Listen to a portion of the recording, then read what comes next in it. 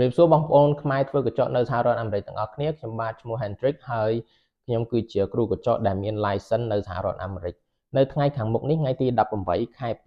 2026នេះគឺខ្ញុំមានថ្នាក់រៀនគួរអនឡាញបើកថ្មីសម្រាប់បងប្អូនខ្មែរយើងដែលគាត់អត់សូវចេះអង់គ្លេសហើយគាត់ប្រឡងទ្រឹស្ដីកញ្ចក់នឹងធ្លាក់ច្រើនដងហើយឬមួយក៏គាត់ត្រៀមប្រឡងទ្រឹស្ដីកញ្ចក់ប៉ុន្តែគាត់មានការព្រួយបារម្ភថាអាចនឹងប្រឡងធ្លាក់អីចឹងទៅដោយសារតែគាត់អត់ចេះអង់គ្លេសអញ្ចឹងថ្នាក់របស់ខ្ញុំនេះគឺមានពីរប្រភេទទី1គឺ35ម៉ោងហើយប្រភេទទី2គឺ45ម៉ោងអញ្ចឹងគឺយើងរៀនតែពេលយប់ទេគឺយើងរៀនម៉ោង9 10យប់ហើយនឹងថ្នាក់មួយទៀតរៀនម៉ោង16យប់អញ្ចឹងតើថ្នាក់35ម៉ោងនោះសម្រាប់អ្នកសិក្សាបែបណាហើយថ្នាក់45ម៉ោងសម្រាប់អ្នកសិក្សាបែបណាអញ្ចឹងថ្នាក់35ម៉ោងគឺសម្រាប់អ្នកដែលគាត់អត់ចេះអង់គ្លេសដូចគ្នាឬក៏ចេះតិចតួចហើយគាត់ប៉ុន្តែគាត់នៅរៀងក្មេងអញ្ចឹងទៅគាត់អាចឆាប់ចាប់បានរៀនឆាប់ចាប់បានលឿនណាប៉ុន្តែសម្រាប់អ្នកដែលដូចជាចាស់គាត់អាយុ40ក្រាស់ហើយអញ្ចឹងទៅប៉ុន្តែគាត់ត្រូវការ license ធ្វើកញ្ចក់កុំឲ្យគេ bully កុំឲ្យគេមើងងាយកុំឲ្យគេចាប់នៅហាងអីអញ្ចឹងគាត់អាចរៀនម៉ោង45ម៉ោងនេះបានអញ្ចឹង45ម៉ោងនេះដោយសារតែវាច្រើនជាង10ម៉ោងដោយសារតែចាស់គាត់រៀនឆាប់ផ្លិចគាត់រៀនគាត់ត្រូវការកត់ត្រាយូរហើយពេលខ្លះសូម្បីតែប្រកបអក្សរអង់គ្លេសគាត់អត់ចេះប្រកបដែរអញ្ចឹងបើសិនជាបងប្អូនមានសភាពនៅក្នុងស្ថានភាពបែបហ្នឹងគឺអាចចុះឈ្មោះចូលរៀនម៉ោង45ម៉ោងនេះបានតែខ្ញុំនឹងបង្ហាត់របៀបប្រកបអក្សរអង់គ្លេសហើយនឹងរបៀបចំណាំហើយជាមួយនឹងនៅពេលដែលយើងចេះគ្រឹះមូលដ្ឋានគ្រឹះមួយចំនួនហើយគឺយើងអាចទៅមុខតបានដែរអញ្ចឹងតើរបៀបរៀនគេរៀនរបៀបម៉េចតើខ្ញុំបង្ហាត់របៀបម៉េចបើសិនអត់ចេះអង់គ្លេសផងតើអាចមានសង្ឃឹមជាប់អត់កន្លងមកគឺខ្ញុំបានជួយបងប្អូនខ្មែរយើងមួយចំនួនហើយដែលគាត់អត់ចេះអង់គ្លេសហើយប្រឡងធ្លាក់ច្រើនដងមានអ្នកប្រឡងធ្លាក់ជាង20ដងក៏មានដែរគឺខ្ញុំបានគាត់មករៀនមួយខ្ញុំទៅគឺខ្ញុំជួយគាត់ទៅគាត់រៀនតាមខ្ញុំទៅគឺគាត់ប្រឡងជាប់ហើយការរៀនមួយខ្ញុំគឺខ្ញុំមានសំណួរចម្លើយទាំងខ្ញុំបង្ហាត់ទាំងទ្រឹស្ដីទាំងសំណួរចម្លើយអញ្ចឹងកាលណាយើងត្រូវទី1យើងត្រូវយល់សាច់រឿងសិនបងប្អូនបើសិនជាយើងមិនយល់សាច់រឿងទេយើងទៅសូត្រចម្លើយសូត្រសំណួរឆៅពីម្ដងពី2ដង4ដូចកូនក្មេងអញ្ចឹងគឺទៅប្រឡងប្រកាសจะធ្លាក់អីអញ្ចឹងបើសិនជាខ្ញុំបង្ហាត់អញ្ចឹងដែរគឺខ្ញុំអត់បង្ហាត់ទេអញ្ចឹងគឺខ្ញុំបង្ហាត់ឲ្យយល់សាច់រឿងទ្រឹស្ដីសិនតើក្នុងទ្រឹស្ដីកញ្ចក់គេនិយាយអីខ្លះនៅពេលដែលយើងយល់សាច់រឿងហើយអញ្ចឹងយើងទៅរៀនសំណួរចម្លើយទៅយើងឆាប់ចាំអញ្ចឹងណាហើយការរៀនជាមួយខ្ញុំនេះគឺខ្ញុំនឹងមាន system ឲ្យបងប្អូនចុចនៅក្នុង system ខ្ញុំមាន website មួយឲ្យបងប្អូនចុចហើយបងប្អូនអាចធ្វើ test នៅក្នុង website ហ្នឹងដូចបងប្អូនទៅប្រឡងនៅ state board អញ្ចឹងបងប្អូនចុចចូលសាកល្បង test សំណួរចម្លើយហ្នឹងម្ដងក៏បានដែរហើយនៅក្នុងសំណួរចម្លើយរបស់ខ្ញុំមានលក្ខណៈពិសេសមួយខុសគេគឺខ្ញុំមានបកប្រែជាភាសាខ្មែរជូននៅសំណួរចម្លើយដែលក្នុង website របស់ខ្ញុំហ្នឹងណាអញ្ចឹងអ្នកដែលចុះឈ្មោះរៀនជាមួយខ្ញុំគឺអាចទទួលបាន system ហ្នឹងដើម្បីអនុវត្ត24ម៉ោងលើ24ម៉ោងពេលណាក៏បានដែរហើយអនុវត្តប៉ុន្មានដងក៏បានដែរអត់កំណត់ទេអញ្ចឹងសួរថាតើរៀនជាមួយខ្ញុំហ្នឹងមានផលប្រយោជន៍គេខ្លះអញ្ចឹងផលប្រយោជន៍ទី1ហ្នឹងគឺបងប្អូនអាចប្រឡងជាប់ state board ហើយផលប្រយោជន៍ទី2នេះគឺយើងថ្ងៃក្រោយទៅបើសិនជាមានបងប្អូនខ្លះគាត់ចង់បើកហាងទៅថ្ងៃក្រោយហាងកញ្ចក់ហាងអីអញ្ចឹងណាអញ្ចឹងវាជាមានសារៈសំខាន់ណាស់ដើម្បីក្នុងការយល់ដឹងថាតើច្បាប់ក្នុងទ្រឹស្ដីកញ្ចក់ហ្នឹងគេនិយាយអីខ្លះយើងធ្វើអីអត់បានខ្លះដូចជាយើងមិនអាចកាត់ in-ground បានទេអានេះគ្រាន់តែជាឧទាហរណ៍មួយទេអញ្ចឹងតើយើងដឹងថាតើក៏រាល់ថ្ងៃយើងកំពុងធ្វើខុសអីខ្លះអញ្ចឹងបើសិនយើងអត់រៀនទេយើងអត់ដឹងទេអញ្ចឹងបើសិនយើងរៀនទៅយើងដឹងរឿងអស់ហ្នឹងថ្ងៃក្រោយក៏យើងដឹងថាយើងធ្វើអីខុសធ្វើអីត្រូវដែរអញ្ចឹងណាហើយមួយទៀតសម្រាប់មានបងប្អូនមួយចំនួនមានសិស្សមួយចំនួនកន្លងមកឬក៏មានអ្នកដែលសួរព័ត៌មានខ្ញុំមួយចំនួនកន្លងមកចង់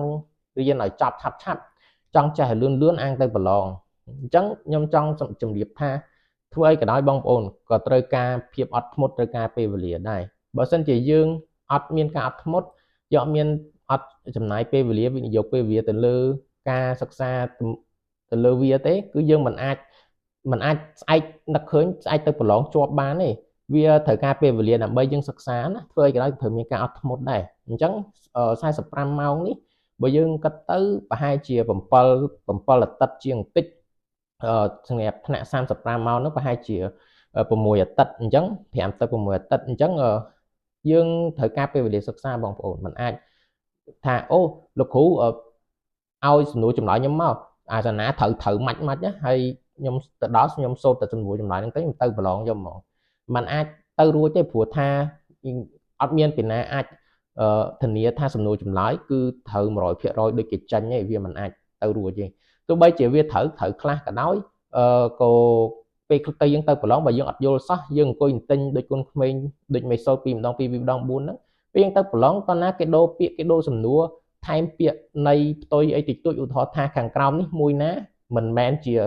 ឧបករណ៍កាត់សាច់អញ្ចឹងគេដាក់ថាមិនមែនជាអញ្ចឹងគេសួរសំណួរផ្ទុយអញ្ចឹងជាដើមអញ្ចឹងបើសិនយើងអត់យល់អាពាក្យថាមិនមែនជាហ្នឹងប្រកាសជារើសខុសបាត់ហើយអញ្ចឹងយើងអង្គុយគេថែមតែពាក្យអីបន្តិចថែមពាក្យអីបន្តិចតួចមកបន្លំយើងយកខុសបាត់ដែរព្រោះយើងអត់ចេះផងយើងអង្គុយទិញចម្លើយហ្នឹងអញ្ចឹងការរៀនសិក្សាគឺយើងត្រូវការមានការអត់ធ្មត់ហើយសម្រាប់45ម៉ោង35ម៉ោងនេះគឺវាអត់ច្រើនទេបងប្អូនបើសិនបងប្អូនពិនិត្យទៅលើប្រៀបធៀបជាមួយនឹងការសិក្សាដែលទាមទារដោយ state board ណាក៏យើងទៅរៀននៅសាលាណាជាងហាត់ណាស់ក៏គេត្រូវការ400ម៉ោងរត់ខ្លះ250ម៉ោងរត់ខ្លះ200ម៉ោងរត់ខ្លះ300ម៉ោងទៅតាមនឹងទៅអញ្ចឹងបើ45ម៉ោង45ម៉ោងរៀនឲ្យបើយើងប្រៀបធៀបទៅគឺវាតិចមែនតើហើយក្នុងរយៈពេលប៉ុណ្ណឹងគឺខ្ញុំនឹងប្រហាត់បងប្អូនតែសំណួរចម្លើយនិងមេរៀនណាដែលត្រូវចេញប្រឡងតែប៉ុណ្ណោះអ្វីដែលមិនតាក់ទងការប្រឡងគឺខ្ញុំអត់ប្រហាត់ទេដើម្បីឲ្យយើងកុំឲ្យចាយពេលអត់ប្រយោជន៍អញ្ចឹងណាហ្នឹងហើយព្រោះជាគោលបំណងចាំបាច់គឺយើងត្រូវការជាប់ការប្រឡង state board និងការប្រឡងទ្រឹស្ដីហ្នឹងអញ្ចឹងបើសិនបងប្អូនតាក់ទងមួយតម្លៃសិក្សាបងប្អូនអាចឆាតសួរខ្ញុំបានខ្ញុំនឹងប្រាប់តម្លៃសិក្សានៅក្នុងប្រអប់សម្បត្តិហើយនៅក្នុង Messenger ណាបងប្អូនអាចសួរខ្ញុំបានហើយបើយើងគិតមើលតើយើងវិនិយោគប៉ុណ្ណឹងយើងទៅឲ្យទទួលបានអីមកវិញគឺយើងទទួលបានចំណេះដឹងហើយជាមួយនឹងlicense ដែលយើងព្យាយាមសម័យចង់បានយូរមកហើយហ្នឹងកុំឲ្យគេ bully ហ្នឹងវាដូចជាអាវក្រោះការពារខ្លួនយើងបានមកជីវិតអញ្ចឹងបងប្អូនព្រោះបងប្អូនគិតថាចាប់យកជំនាញហ្នឹងហើយគឺយើងមានអាវក្រោះមានกระดาษមួយសន្លឹកហ្នឹងទៅគឺយើងការពារខ្លួនអញ្ចឹងយើងចង់ចេះអីក៏ដោយក៏យើងត្រូវការវិនិយោគពេលវេលាដែរហើយមានការអត់ធ្មត់ដែរមិនមែនមួយថ្ងៃវឹបអាចធ្វើបានទេអញ្ចឹងណាហើយខ្ញុំគិតថា35ម៉ោង45ម៉ោងនេះគឺវាលឿនផងវាមិនមែនយឺតណាស់ប៉ុន្មានទេអញ្ចឹងណាបងប្អូនអញ្ចឹងទេសរុបមកវិញ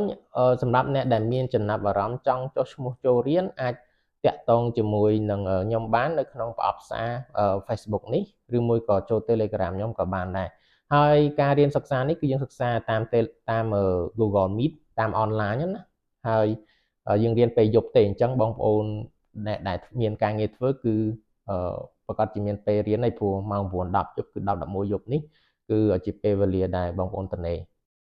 អរគុណច្រើនអញ្ចឹងសង្ឃឹមថាជួបបងប្អូនទាំងអស់គ្នានៅក្នុងថ្នាក់រៀននៅថ្ងៃទី18ខែ2ខាងមុខនេះទាំងអស់គ្នាអរគុណ